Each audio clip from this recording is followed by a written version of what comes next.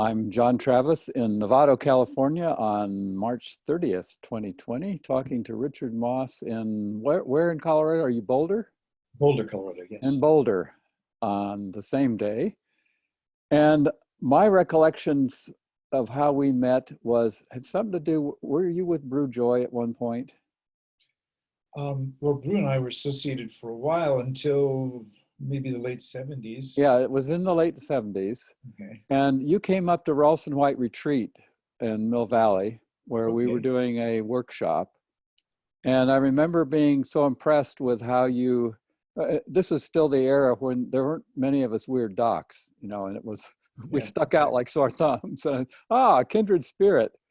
And I was impressed. I don't know how you got there or why. I just it had some connection because I'd heard Yeah, of it. I was at that point living, I think, in the Bay Area. You were. Mm-hmm. Brew and I had done some programs together. He'd been a really important teacher for me some years Yeah. before. Um, and okay, now I can place you now. I actually can. And then the next thing was I met, actually, I think you were at the one that was our last workshop, and I met Maren Callender, who became my wife. Uh-huh. And we came to one of your weekend workshops at your place over somewhere, San Anselmo or somewhere That's right. Central I Marin. used to work from the Bay Area. Yeah, Then I went on a Mary Chase to all different places. And yeah. So and I, I'd get your emails and kind of followed you, and then for a while I haven't known too much about you. Were over on the other side of the Sierra there near um, Ojai, California, and then Lone Pine, California. Lone Pine. Yeah, I noticed you were using Ojai as your address now, but Lone Pine's the last I knew of you, so but I could track you down. Yeah, Ojai still represents the business address. Yeah. So but for me, I think of myself more as a Californian than anything else. But I moved to Colorado in late 2011. Uh-huh. And first I was over in the west side near Aspen. And then just a series of different circumstances. I moved here to Boulder, basically to get closer to the airport, and I knew more people here. Yeah.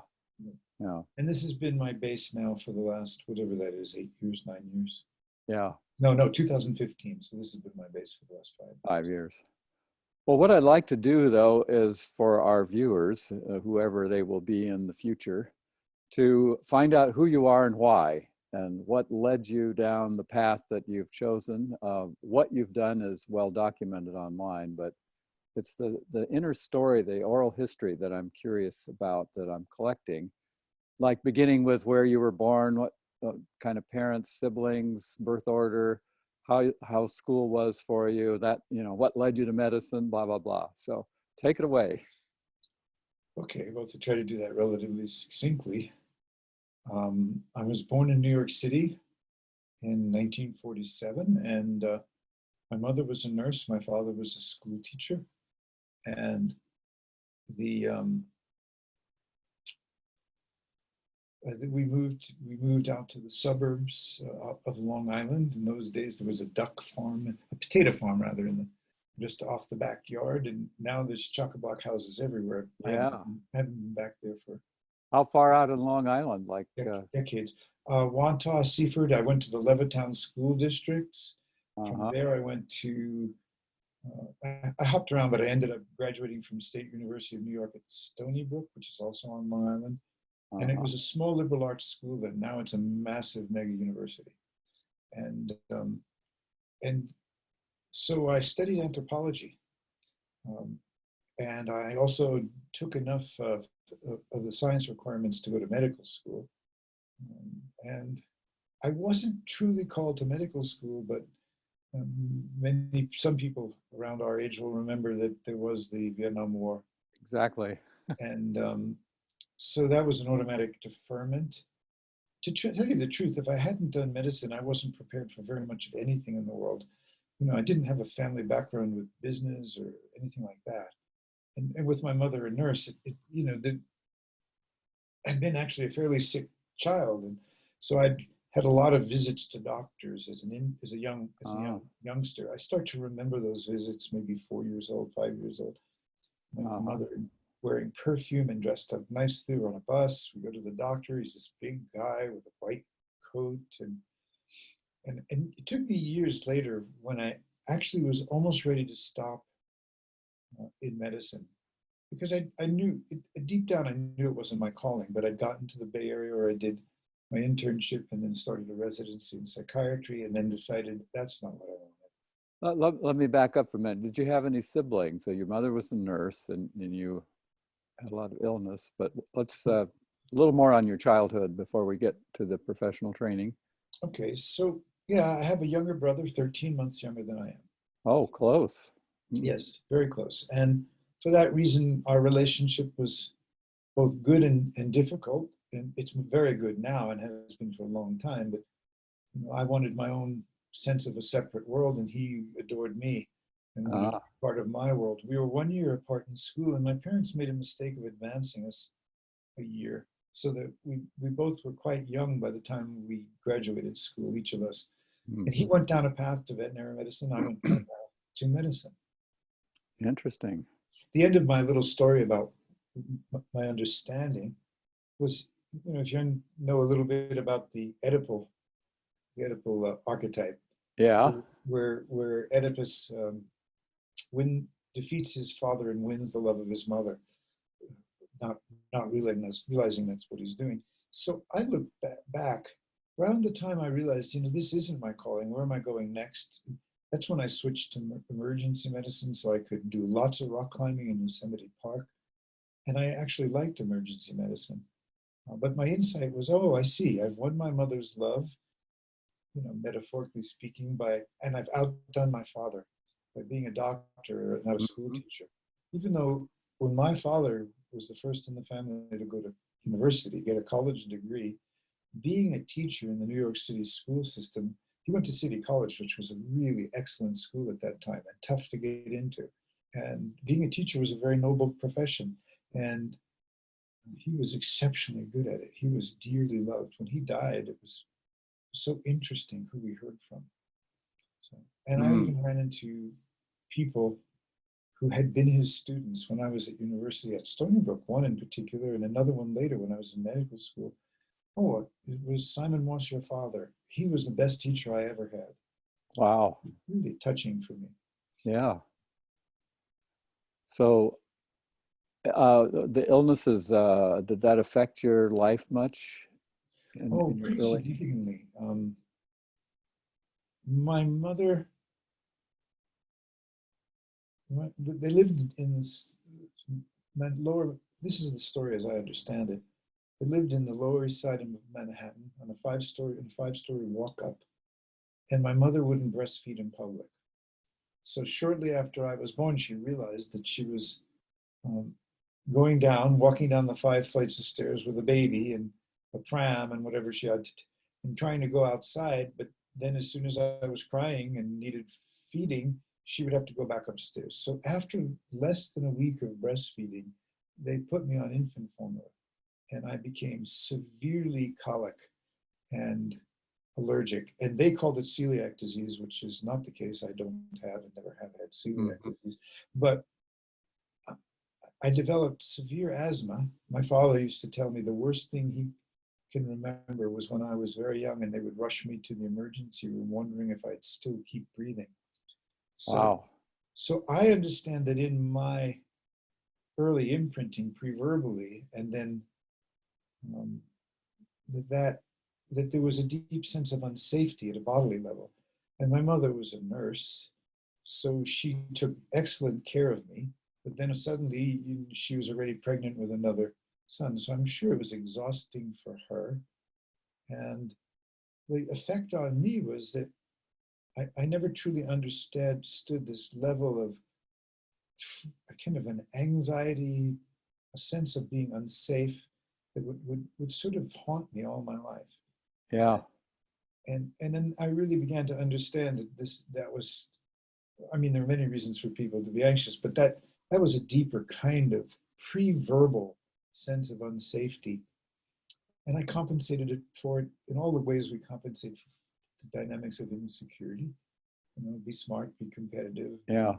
do very well, so forth. And when I reached puberty, I outgrew all of the asthma, stopped, and all of the allergies. I used to go every 2 weeks for these desensitization injections until I was maybe 12, and then every once a month, and then, but everything disappeared at puberty. Somewhere around 13, almost maybe 14 years old when I started into puberty, like night and day.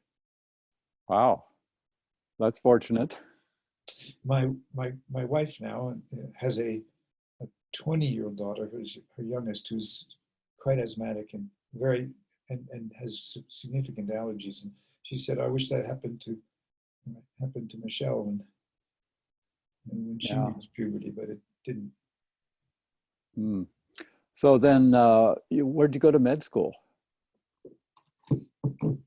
I went to New York Medical College in Manhattan. Mm-hmm. And how was that for you? Did you love it?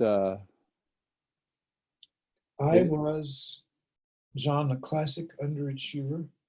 I was really smart, but I did as little as possible to get by. So I found medical school very difficult in a way. It wasn't one thing I had no idea how to take care of myself. I was living in an apartment in New York City by myself, actually sharing it with a law student. Um, and so A, I didn't know how to take care of myself. B, I found the process of memorization that we go through training for medicine was becoming so soul deadening that I actually started writing poetry, which has turned out to be one of my consistent life practices.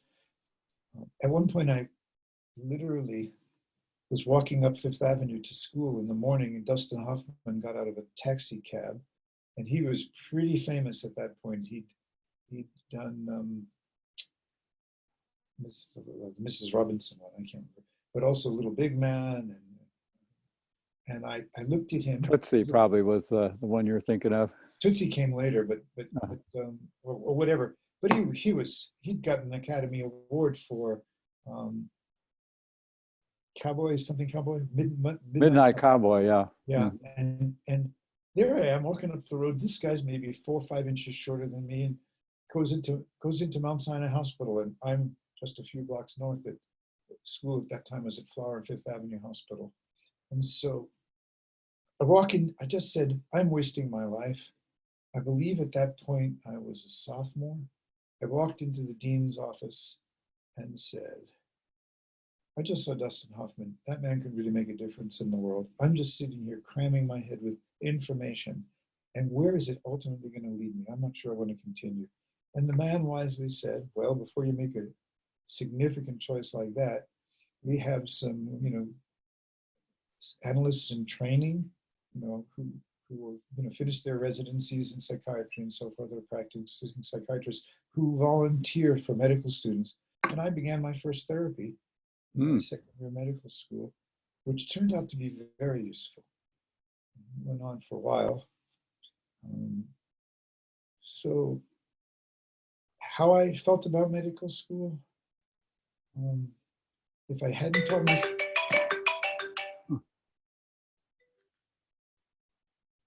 I really apologize for that. No. All right, No now problem. I have to make this go off. There we go. If it hadn't taught myself the guitar and wrote poetry and sometimes read it in the evenings in certain hangouts in New York, I think I'd gone nuts. That was the coffee house craze was just starting, and Yeah. you could have been another famous folk singer or something. No, I never got very good at it, but it was one. And it was, before I understood this as profoundly as I feel I do now, music and poetry, somehow they stabilized my mood. And a poem would change my state and just shift me. And they were very dark, the poems in those days. I mean, I've read some of Leonard Cohen's poems, and he's very dark. All his life was very dark. Of course, he Mhm. was a significant, greater artist and poet than me, but that wasn't the point. I Mhm. realized that between music and poetry, there was a profound path inner balance, but I didn't fully understand that till Yeah. till these last 20 years or so of my work. I was using music in my work, and I was writing poetry as my morning practice, a part of my morning practice. And I've never published anything. I have books and books of poems. Mm. They're basically for me. It was better than writing a journal where you keep reporting about yourself. I would start from my feeling state, and I would let the words flow spontaneously. And I put a lot of those to melodies and music, and they were for me. Good for you. So you made it through med school and then an internship. In those days, Yeah, they were separated still, yeah, I think. out in the Bay Area, and then into a, a psych residency, which, as I said briefly before, after about 7, 8 months, I realized this isn't the path I want. So where And I was the didn't, internship? in Berkeley at Herrick Memorial Hospital. Herrick. And then the residency also there? Or? That was also there. They actually had a good psych department. And but it wasn't what I wanted to do. So with an internship and not quite a year of residency in psychiatry, what could I do? And the answer was either open a family practice in those days or work in an ER. And so I Mhm. started in the ER. And that was the first time I really began to enjoy medicine. Where ER were you in then? Well, I worked for a group that worked at that hospital, Herrick, and also Oakland Hospital, sometimes Alta Bates Hospital in those days, Hmm. all in the East Bay. Hmm.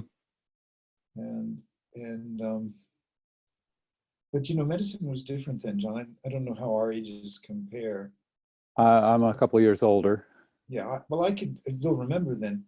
I could get up early on days when and I could scrub in with the orthopedic surgeon. I got to be really familiar with the neurosurgeon and with the hand surgeon, those three in particular. And I could just hold things for them and watch and learn. And after a while, they began to let me close things up at a certain point. And the hand surgeon taught me how to really be very fine with suturing, and all of that rolled over into the ER. And I structured my ER so that I was doing that, and on my days off, because you could do 12-hour shifts or 24-hour shifts that I remember at that time. And then I'd just go to Yosemite Park with all my gear in my car, and I met people there, and I started rock climbing. I was introduced to rock climbing, and a story we don't need, but once I got involved in rock climbing, I found something that brought such profound aliveness to me. Mm. It was really the most profound natural alterations in state of consciousness I'd ever experienced. And so it was like a preparation for the way my life was going to shift, which of course I didn't know. And I ended up climbing in Peru before we even had topographic maps. We had the military aerial photographs of the Cordillera Blanca in the Andes. And um, I did as much climbing as I possibly could, and and practiced medicine until I was nearly 30. And I met the teacher we were talking about, Mru Joy, in 75 when I was 28. And that was a momentous thing for me. He was most everything I'd encountered in the spiritual domain, except meditation, I was very suspicious of. Um, I had a very strong skeptic. I still have I think, a healthy skeptic. Um, and to meet a man who was, a well-trained MD, who was teaching about consciousness in a very innovative way, um, who was Western, because I just wasn't called to any of the Eastern paths, but I was already seeking. Hmm. So I'd already started meditating. I'd already had a mantra and was using that too. And that was one. Via TM or? No, it was from New York with a teacher. I can't think of his name right now. I've been trying to find out if Burjoy is still alive. We went canoeing once at a conference on Lake Louise back in the 80s and had a nice connection and never talked to him again. But do you know if he's still alive? No, he died in 2009. Uh-huh. After a long period. He'd had pancreatitis on and off in his life. He got pancreatic cancer sometime in the mid-90s and had the Whipple procedure. Mm-hmm. And that saved his life. He said, "I'll never ask to win the lottery again." Mm. And then it recurred quite a bit later, like 14 years later. And then he went very fast. And I had not seen him for a long time. We might talk every 5 years or something for one reason or another. But when I heard that he was seriously ill, I contacted him, and 2 months before he died, we got to spend 3 days together at his place. Great.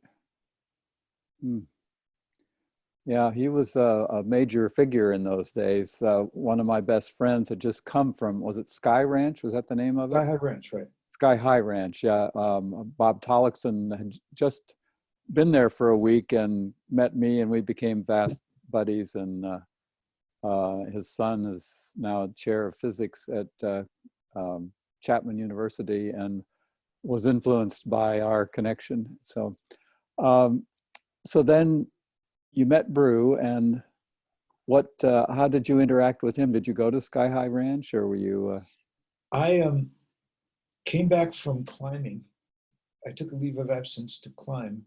I was gone for about close to 3 months.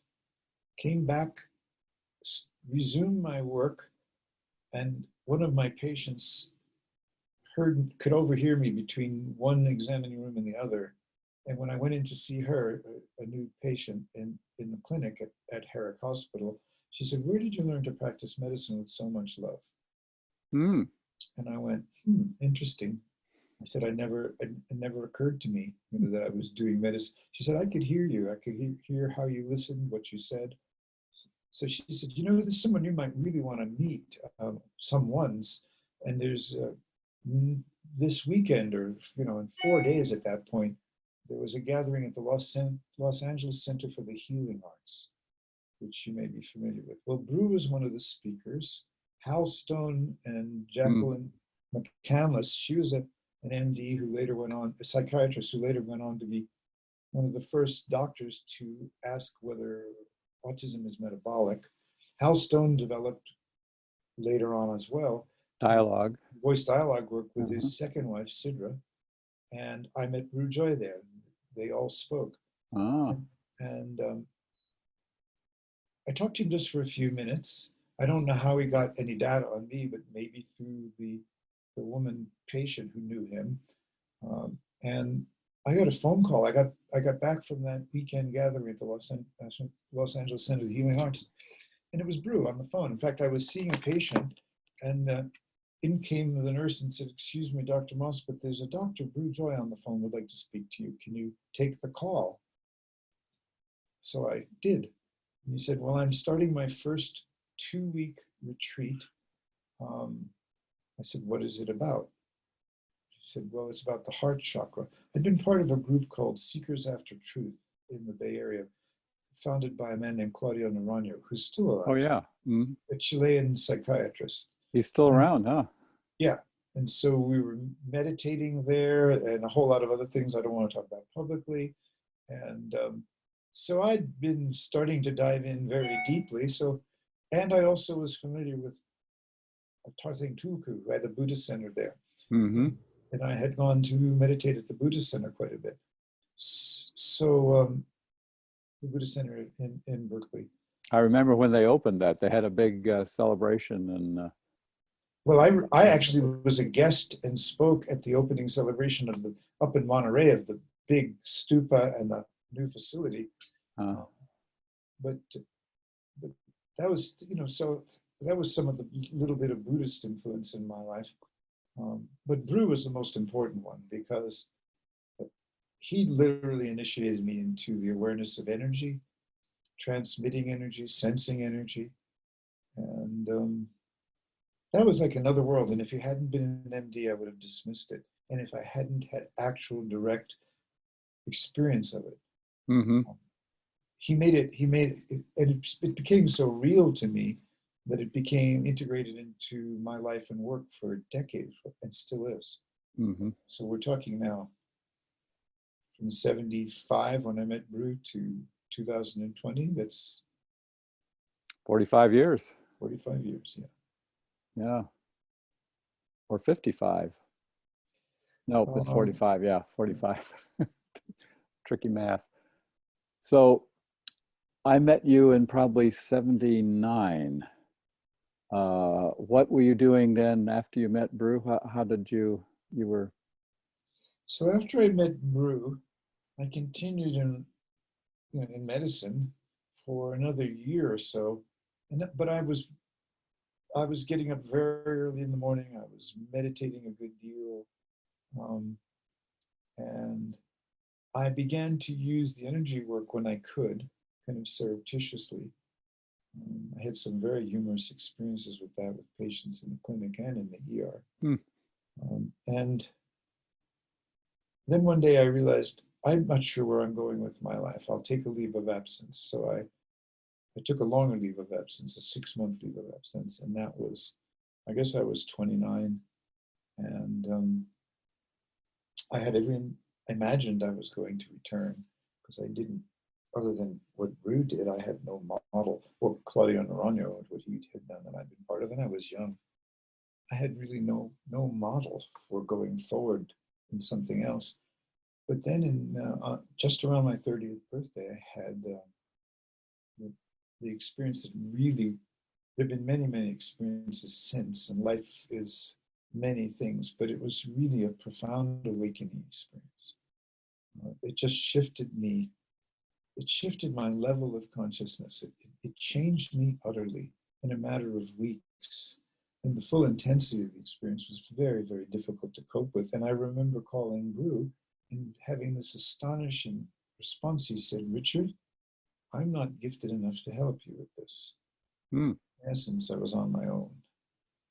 And so I did I just created a life practice that I could integrate this energy. It was so overwhelming. I walked a lot. I began to sing spontaneously, meditated, and then due to someone who knew me from the Seekers After Truth, the SAT group, who was a therapist there in the area, told me, several of my clients have seen you at the hospital clinic, and it has been, for some reason, life-changing for them. What have you done? And then after I took my leave of absence, the hospital people, the nurses wanted to make sure I'd come back. So every once in a while, it's a different world then than now, they would literally give my phone number to a patient at the clinic and say, "Here, you can reach in this way," because these were patients I'd seen before. Mm-hmm. So I had these straggling, very few people that would come to my home, and I'd sit down with them and take their hands in silent resonance for like half an hour. Then I'd listen to them, and then I just share with them. I'm still very oriented in medicine. They would sometimes bring their lab results to me, and say, "Well, what do I do? Where do I go?" But I wasn't. I was moving out of that world faster than I realized, and so it was not too long after that opening that this same therapist came back to me and said, "Whatever you're doing with these people has been so transformative. Can I gather a few of my colleagues and you'll tell us what you're doing?" Mm. And she organized a group of people. Some of them were people from the SOT organization. Some of them were people in the psychotherapy world in Berkeley. And the next thing I knew, I did programs in the evening at my home with a short, like Friday, Saturday, Sunday retreat, which we slept on the floor in my house. And then I was off and running. One followed the next, followed the next. Then I began to rent venues to do first 7-day retreats and then 10-day retreats. And I had the model from my experience of 14, actually 17 days with Bru. Because in the beginning, it was a 2-week gathering, and then you returned the following weekend. So I would have to say that that 17 days with Bru was life-changing. And then the energetic awakening, the realization of the unit of consciousness, the groundless ground, and that consciousness is just pure love. That happened when I was 30, and I'm still integrating it. Wow. Now, I remember that music was a big part of it. The workshop I came to that weekend with Maren, we were lying on the floor listening to amazing music. How did that play out in the rest of your? Well, I always loved music and always listened to music, and Bru played music at his retreat. So I went and got quite a wonderful sound system for my kind of. I remember, yeah. And I started experimenting with high intensity sound. You know, giving people earplugs for their ears, but having them lie on the ground and lie on the floor. And that particular house, when I first was starting, the floor vibrated. And so I began to see that you could really shift people's state through music. But because you could use such a different variety of music, you could shift states, but also open different emotional dynamics. And so it became, prior to sitting in a group with meditation, we would listen to high intensity sound, form a circle, and just hold hands in a resonance to see what was presencing energetically in us as a group. And then we were off and running.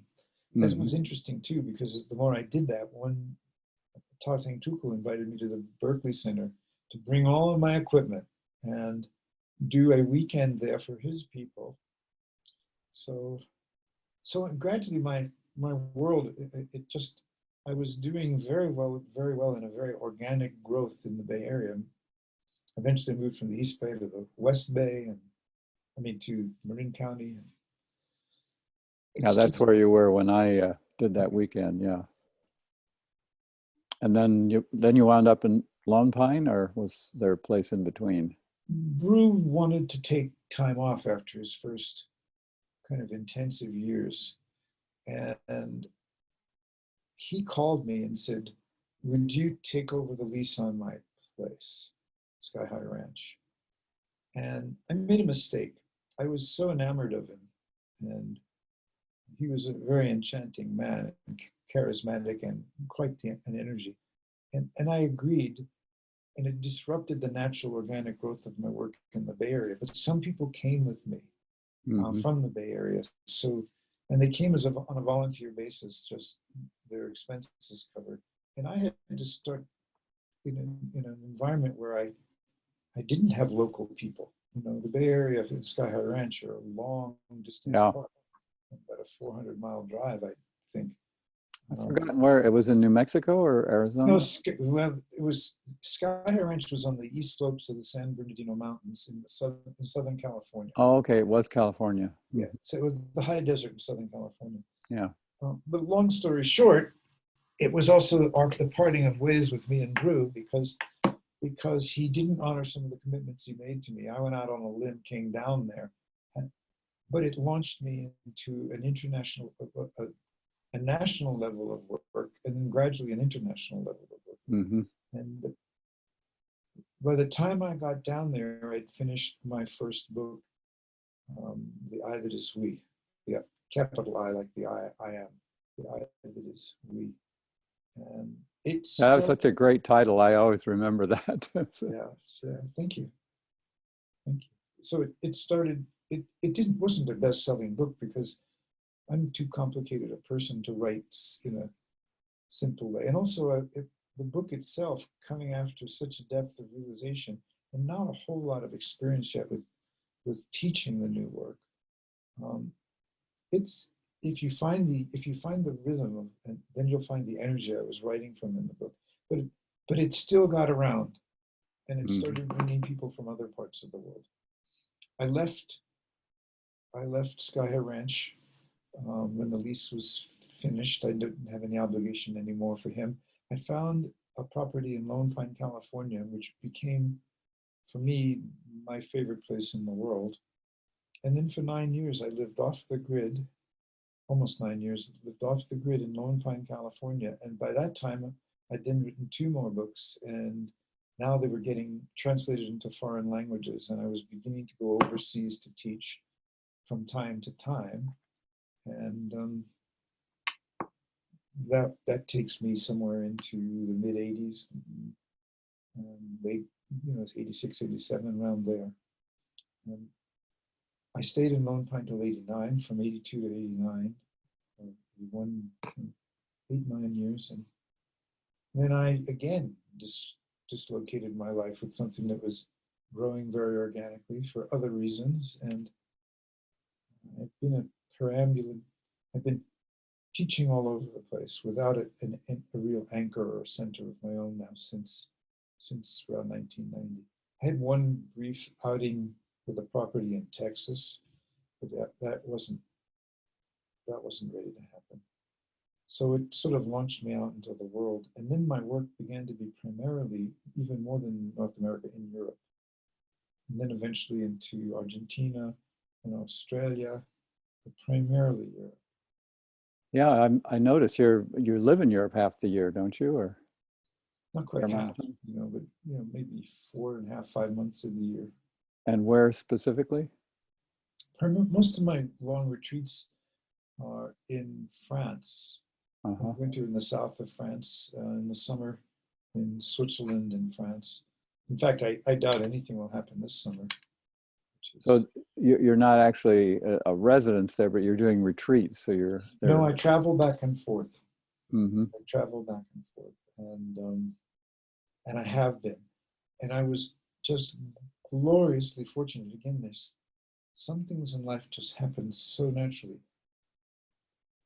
When I started teaching in Europe, there wasn't a lot of programs I could do there. I took groups with me and the very first group of Americans I took on a tour of Europe to go through kind of these sacred sites and energy sites in England and France and other things. A woman who's still alive, who was in that program in 86, said to me, "So who's going to translate for you in France?" And I went, "Boing." Her daughter, turned out, her daughter was a very bilingual, had graduated from Santa Barbara in French, had lived in France for some years, was married to a Frenchman, and she'd never interpreted anyone, but this woman suggested her daughter, and I met Deborah Bacon, now Deborah Bacon Dilts, married to Robert Dilts, who's very well known in the NLP world. I married them 12 years ago. And Deborah she just turned 60, so she's 13 years younger than I am. So she was a woman in her 20s. I was in my late 30s, and she'd never translated before. So she would go, she'd hear me talk, and I'd pause, and then, because we practiced a little bit, and then she would say, "The Dr. Moss says," but it's French, da da da. And after a few minutes of this, the organizer came running up to her and whispered in her ear, and she got all red, and she said, "Oh." And then we started to get into a flow of sequential translation, and we have become dear, dear friends. And she interpreted me through from 89 straight through for I don't know, 12 years, 15 years, and at one point was helping me organize my work there. So I could never have gone to Europe and done what I'd done without a French interpreter. And of course, as I went to other countries, Germany, for example, there'd be an interpreter, Romania, there'd be an interpreter, Italy, Belgium. The only places where I didn't have to be, translated, interpreted were in Scandinavia. And Australia, I guess they could talk in stride. So a woman who had a psychologically oriented teaching center in Australia came to Sky High Ranch And then started, and she was in her 60s, and I was a man in my 30s. Long story short, her whole family ended up coming. By that time, I was in Lone Pine at Hidden Valley Ranch, and so to this day, I have dear friends that were her children. And she just followed me all over the U.S. And then she died, and then her son, her daughter, and others had come over and done the 10-day retreats, and they have invited me over there, and I began to do the 10-day retreats in Australia, which I did for a number of years. Whereabouts, do you remember? Yeah, just outside Melbourne. Uh-huh. So have we worked up to your move to Colorado yet, or are there some gaps in between still? No, I ended a 22-year marriage, 24-year relationship, my choice. Lived in an apartment for about a year. Someone I was working with lived in Colorado. I visited her. It was beautiful. It was fun skiing, so I moved to Colorado. Got a little townhouse, as I said, not far from Aspen, Carbondale, Colorado. And then I ended up here because I didn't know very many people there. She moved back to England. And so I was a single man in a relatively small rural community in Colorado, and very well to do, but there were no people that could be part of my work, so I was always traveling. And flying in and out of Aspen was not too reliable, and the trip to Denver was so, depending on the time of day and whether it was ski season, I could make it to the airport in 4 hours, or I could make it to the airport in 10 hours. Wow. And just practicality brought me to yeah. And then I bought this little house that I'm in now, and then I met a woman who's now my wife, and will be for the rest of our lives, I'm very sure. And we've been. So you found love late in life again too. I'm 8.5 years ago, I met Yvonne and ended a 32-year marriage, and I've had this wonderful last 8.5 years. I'm so happy. Truly, we met at Harbin Hot Springs and the High Human Awareness Institute workshop. But, so how did you two meet? What was there sounds like there might be a little story there. Well, my wife had been one of my students, my wife of 22 years. And as a single man, the people I dated were women who really fell in love with me in some way as a teacher.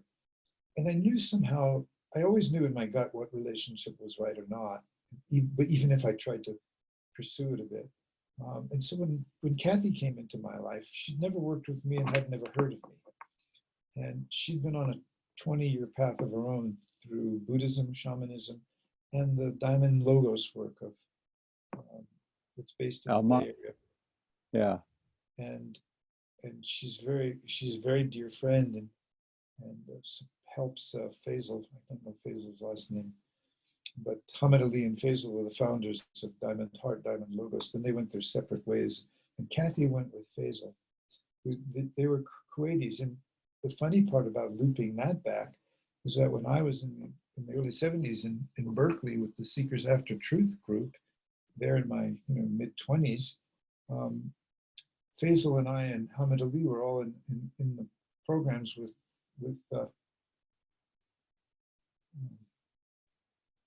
I'm just blocking his name out. I said the psychiatrist Claudia. So big full circle that they went on to create an exceptional work. And she was influenced by them and shamanism. So she's explored plant medicines and spent a lot of time in Peru journeying and raised 3 daughters. And before that was an executive at Chrysler.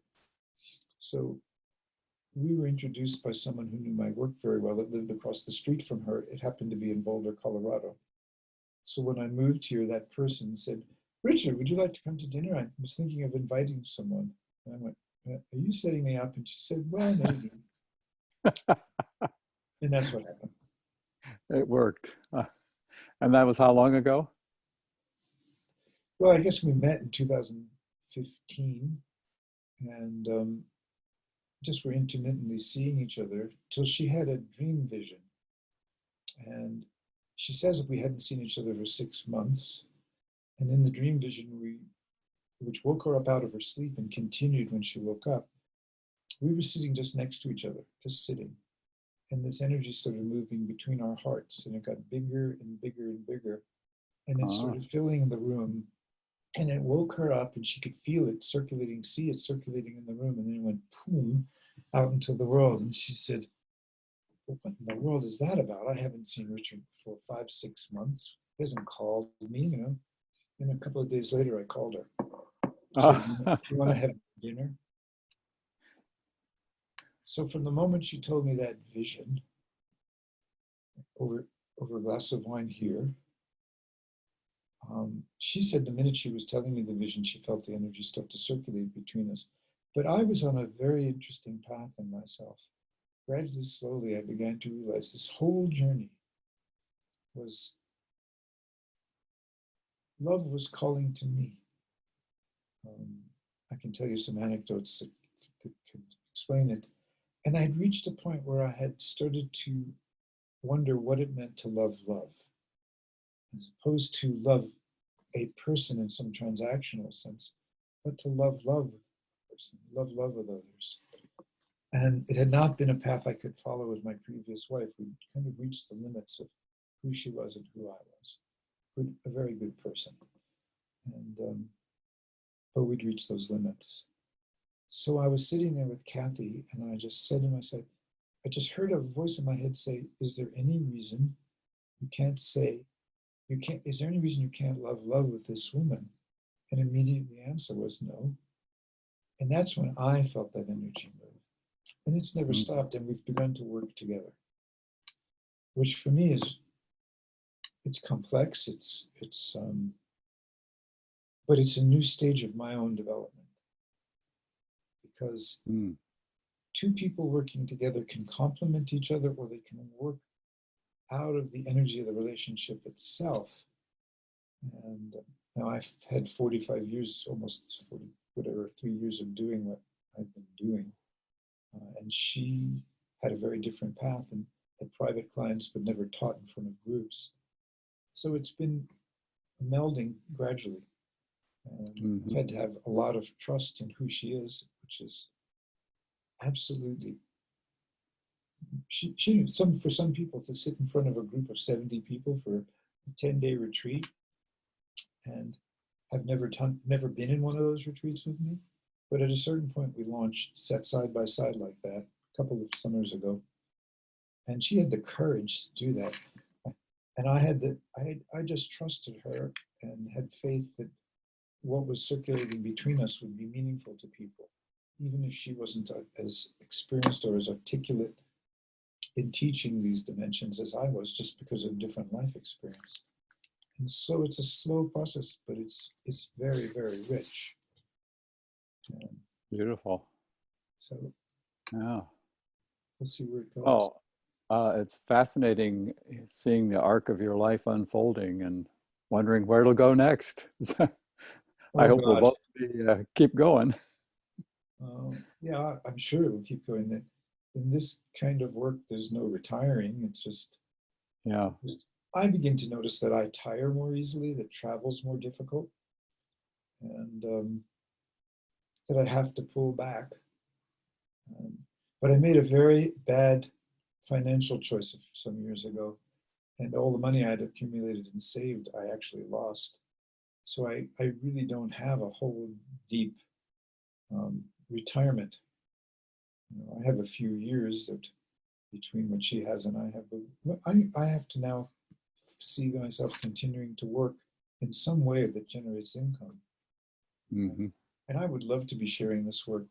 I love sharing this work, but I also felt that I had almost reached a point where I could start to do it less often, less concerned with the financial return, just the privilege of continuing to do what I've done now for so many years with so many I don't know how many thousands of people have been in long retreats with me, or shorter retreats, how many tens of thousands I've spoken to.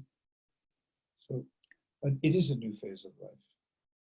Well, speaking of new phases, for viewers, we're just in the early phases of the coronavirus shutdown of the world, which looks pretty scary from a standpoint of what will it be like next year, and all kinds of wild ideas and not so wild ideas. I'm curious what your take is on and how it's affecting you. Well, the direct effect on me is all my programs for this spring are canceled. Mm-hmm.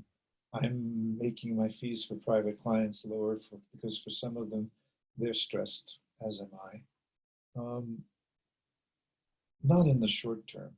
But when you say for some year or years, that's a very accurate statement because this is so destabilizing for people. And people who can afford to take the time to do this work and retreat, it's a level of discretionary money they may not have. So that's the circumstances that will potentially impact us in the coming months and years. And that's a situation so many people are in now that I don't feel in any way unique or a victim. I haven't for years since my last book, pair of books. I haven't been as deeply, pondering and writing as much as I've been writing these last few weeks. Not a whole lot of it yet is in the public domain. I have social media, and some of it gets launched that way, the briefer things. So what I see here is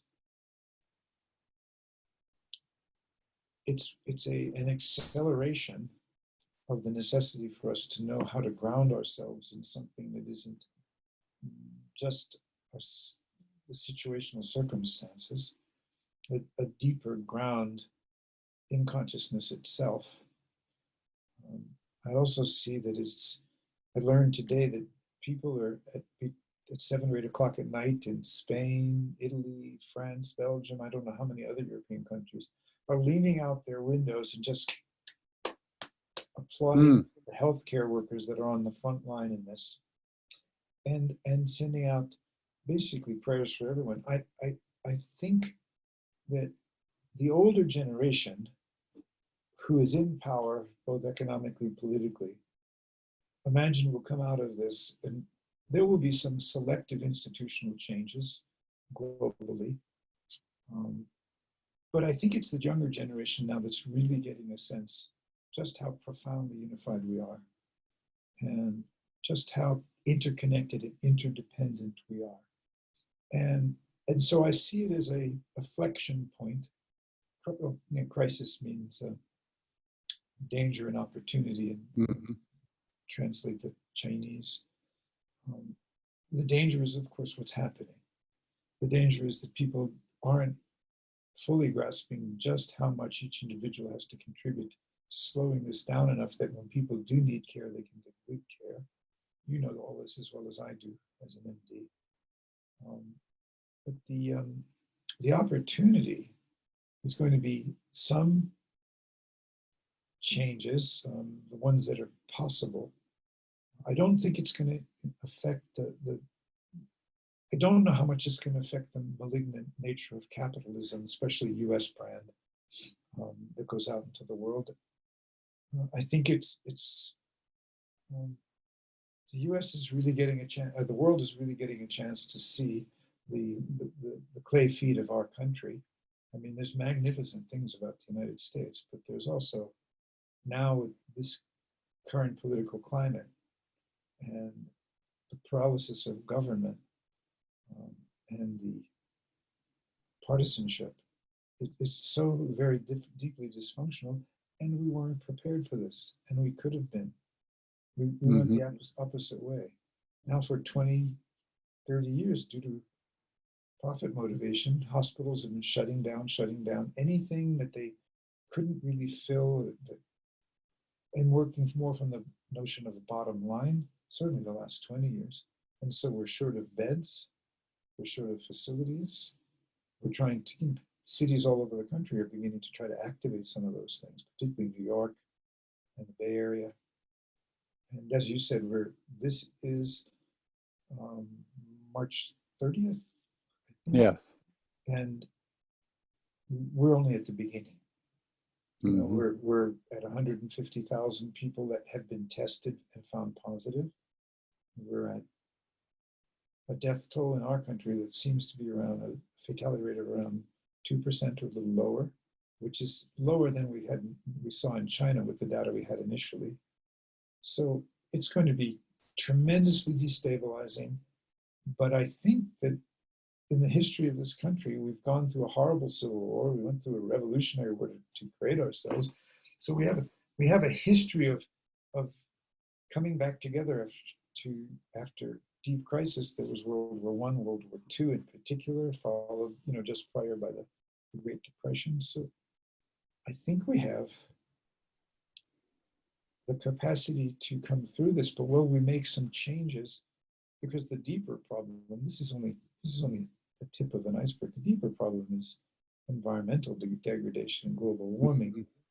The reason this disease went from bats to people is because all over the world, not just in Wuhan, China, they have, we've been encroaching on nature in every possible way, and the boundary between the natural world where some of these viruses were living very happily in their little niche populations, that boundary's been ruptured. So this is Spilling over. yeah, but anyway, this is not this. We're fortunate that this is not a very lethal. If something like Ebola had become aerosolized, something that you could communicate through breath, and civilization as Yeah. we know it is over. Well, our viewers will probably have the advantage of knowing what we don't know right now. But any final words of wisdom? We're wrapping up, I think, here with your story. I don't know how interesting my story is, but really. Oh, very interesting.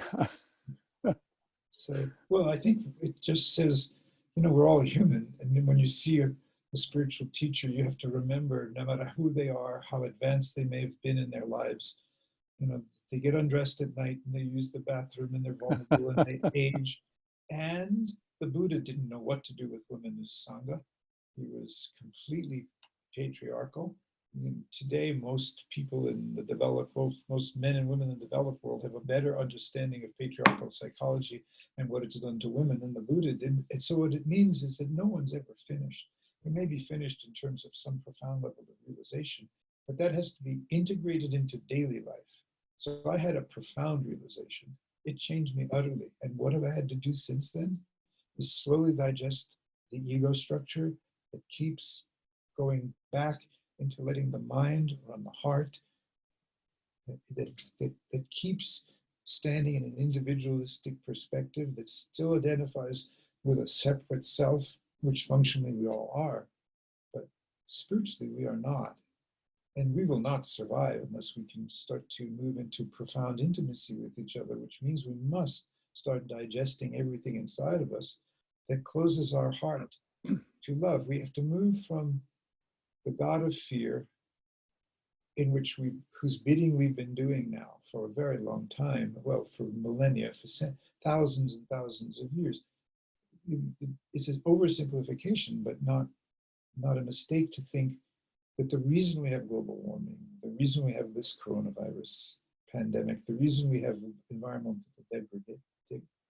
degradation is because every effort of human beings to be safe, and at least as far as we know, we are the most conscious people in this part of the galaxy, conscious entities, in this little tiny corner of one galaxy among billions of galaxies. So my words of wisdom are, we have to meet fear in us. Nothing will make us safe except our own way of getting out of the way of love, facing fear, deepening in our capacity for intimacy with each other, starting in our personal relationships, and from there into how we parent and raise children as healthier and healthier young adults, and take out the trauma, diminish. There's always going to be some trauma in childhood. We're never going to be mirrored perfectly by parents. We're never going to be fully seen. There are always going to be confusions, but there is so much trauma that I see in people that are spiritual seekers or needing psychological help. It's very hard for you to open to your spiritual depths until those wounds are healed. And those wounds are all woven around fear and then compensated for by our behaviors. And part of our behaviors are our drive to make ourselves safe, individually and collectively, with wealth, with technology. And here we are. Yeah. There's no safety until you face fear in yourself again and again and again. And gradually, fear is actually love's ally. As that energy that makes us fearful, as those difficult feelings that we're all running from, gradually can be met. Then we discover, what is the limit on intimacy? It's always fear. How close will you get to another before you start to have the fear that there isn't enough love? There isn't enough love to go around. And so that you found the love of your life in the last years. I'm so happy for you, as I am very grateful for my own circumstances. But we're living, Kathy and I, a very specific experiment in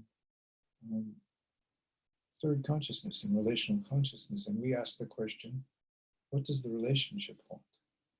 Mm-hmm. What do I want? What does she want? But how does the relationship want us to express that? And we come back again and again to this living thing, this energy, this living thing that is relationship. And so that's why we're launching Work Together, because that message of just what's possible through deepening shared intimacy and the transmission of that. I know that young couples want much more than just having a family. I think when I say young couples, I mean, maybe by the time they're in their 30s, 40s, even 50s, they're going to really want something more. And I believe relationship, and it's all about relationship. Nothing, consciousness is just relationship. That's a simplistic statement. But, powerful one. Yeah. So it's all about relationship, and we need to really speed up our understanding of how fear plays out and what limits our relationships, how we haven't dealt with that now throughout the history of the Homo sapiens sapiens. And we need to change. The next stage of our evolution. Yep. Yeah. Well, thank you, Richard. This has been enlightening and fun and delightful to reconnect with you after 30 or 40 years. Thank you. You look very well, so life's been good to you. It has. Yeah. So I'll be curious to see what the next chapter unfolds. We may do an update. Good. Me too. Thank you. And just because this is the time of the early phase of coronavirus, I just want to say to everyone, love one another and protect yourself from getting sick, because that saves a hospital bed for someone who's more needy. Mm-hmm. This is really an exercise now in citizenship and shared humanity and shared heart and shared suffering in a way that we've not been conscious of it so immediately and directly before. So yeah, may it lead to some important selective changes, but overall an evolutionary movement toward heart mind. Thank you again.